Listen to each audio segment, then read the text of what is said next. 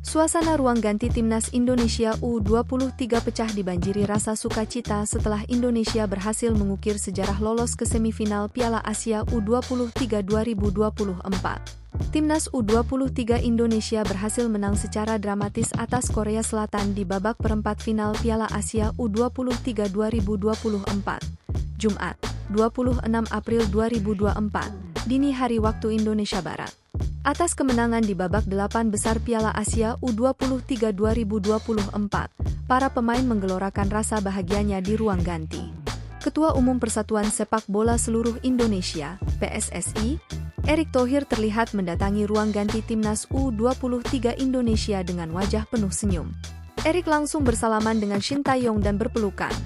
Shin Tae-yong pun terlihat sangat gembira dengan menunjukkan senyuman lebar. Hehehehe, ucap Erick di hadapan pemain Timnas U23 Indonesia yang disambut keriuhan. Erick juga terlihat menyalami satu-satu pemain.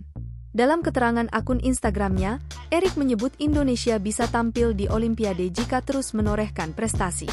Kita sudah sampai semifinal dan selangkah lagi bisa tampil di Olimpiade, tulis Erick. Ayo kita lanjutkan perjuangan ini. Semangat Garuda Muda Indonesia, katanya. Mereka bersorak riuh dengan dukungan semangat dari Erick Thohir. Momen kemenangan itu dirayakan dengan sukacita di ruang ganti, di mana salah satu pemain, Justin Hubner, membagikan adegan joget bersama skuadnya melalui konten eksklusif Instagramnya. Mereka berjoget heboh menunjukkan adegan penuh keceriaan antara pemain dan staf pelatih. Tawa dan senyum lebar STY yang berpadu dengan kegembiraan para pemainnya, mencerminkan semangat tim yang kuat dan solidaritas setelah meraih kemenangan penting.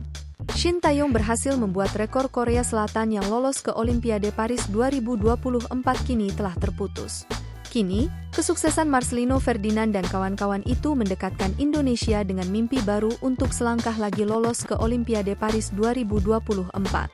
Download Tribun X sekarang, menghadirkan lokal menjadi Indonesia.